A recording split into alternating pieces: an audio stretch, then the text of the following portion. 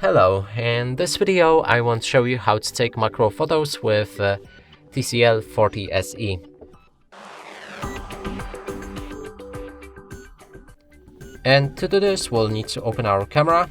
Now click on the auto mode right here, then select these three lines and open Super Macro. Now you need to place the camera about 4 centimeters away from the object that you want to take a photo of. Make sure the object has a good light, and click on the shutter. Also try to be as stable as possible when doing so. Now you can check out these photos, and that's how you take a macro photo. And that's it for this video. Hope you like it. Please consider subscribing to our channel, leave a like and a comment below.